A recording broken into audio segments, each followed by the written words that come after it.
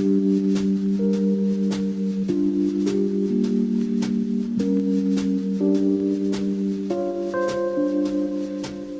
American Recut, a spoiler-free review show where I, Nick, and I, Brendan, dissect films and television to save you from atrocious media. This week's review is about 2019's The Twilight Zone, a reboot created by Simon Kinberg, Jordan Peele, and Marco Ramirez. This is an updated version of the classic TV series featuring various tales of science fiction, horror, and mystery. It's a new year, it's a new day, we have a new intro. Yes, we do! We're trying out new things. We're experimenting, and speaking of experimenting, the reboot of The Twilight Zone. God, that was smooth as hell. What I just said? Yeah, that was a really smooth transition. But yeah, let's go ahead and talk about The Twilight Zone. As mentioned, this is Jordan Peele's attempt at a reboot of the original series. And in the ramble-on part, we'll probably get into a lot more of the deeper critiques of the show and the deeper looks at the plots, diving a little bit too deep for the show. But we'll just kind of touch the surface on this one. So let's just go ahead and jump right into it. Let's talk about the characters. Now, obviously, this is episodic, so we can't really say, like, oh, well, the characters kind of evolve over time. But we can't talk about just the overall characters and how much depth they have overall. Yeah. Let's first say this has quite a cast. It has a lot of famous faces you'll probably recognize as you watch this anthology series, like Tracy Morgan or Adam Scott, I think was his name in episode 2. I don't know. Anyway. There are a ton of famous faces in this show, and they do show up pretty often. And there's going to be a lot of times where you'll say, that guy must just look similar. But is that, though? And a lot of times you'll find that, yeah, it actually is that big name on him. And it's a lot of diverse cast as well. I mean, some new faces in there as well. But, yeah. Unfortunately, I think that this show does not have the best characters a lot of times. It suffers from, at least so far this season, which this is a mid-season review. We're up to episode 6 for the release schedule. That's right. As we look at the show, though, a lot of these characters are kind of very one-note. They kind of are just there to serve the purpose within the Twilight Zone episode's narrative. Very much and, so. A lot of times they lack that depth that you get from some other shows like Black Mirror, for example. Completely one-dimensional. And that is the problem with an anthology series. However, this show really makes the characters more flat than in your typical anthology series. I would actually agree, unfortunately. All right, let's move on to effects. They were there.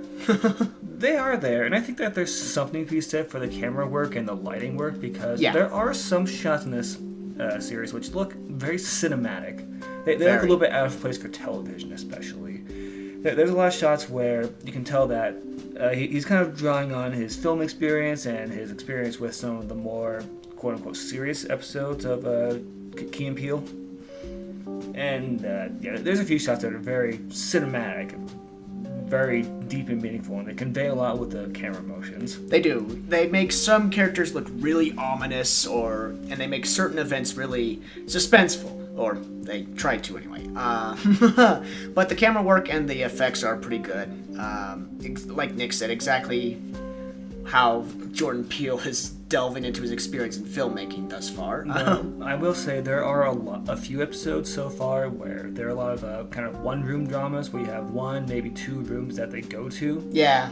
And you can see that it kind of does feel like a limitation of the budget at times, where they just don't have enough of a budget to get a lot of big set pieces per episode, which at times hurts the quality of the episode. It can. Let's go ahead and get into the overall themes from episode to episode next. Themes, okay. So, I mean, each character is completely one-sided, so the show kind of hones in on this specific character's flaws or foibles, like excess pride, desire for fame, or desire for an education. Education? Yeah, why not? Or just, I don't know. Like we said, the characters are completely one-sided, and it's also an anthology series, so the themes are going to be numerous. So there's always a different theme per episode, but I think that thus far in the series, the themes haven't been the strongest element. And with the themes, I'm going to talk about like what the twists typically would look like as well, which a lot of times these episodes do hinge on what that twist is that makes us rethink the whole episode. But so far, the twists have been pretty weak.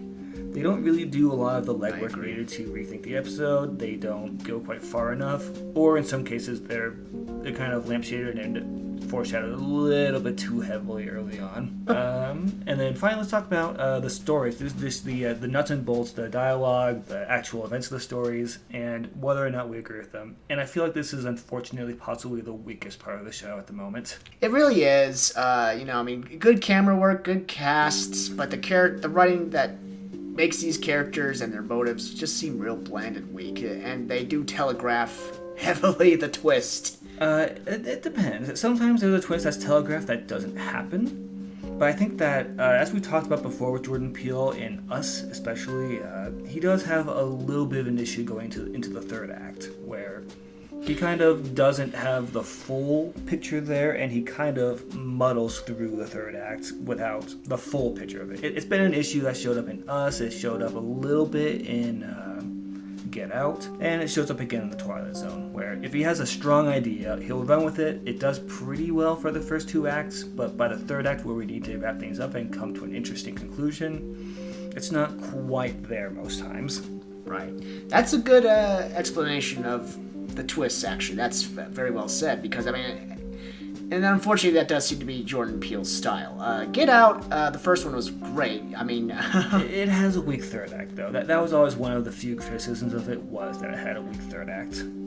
So would you say this is a series worth watching or trying out? Because it is still ongoing. It is ongoing. So, but based on what we've seen so far, I would recommend Black Mirror over this show, or I'd recommend revisiting the older Twilight Zones if you're interested in the history of the Twilight Zones and looking at the thing from a different era. The current Twilight Zones are a little bit too on the nose. They're not quite well written enough.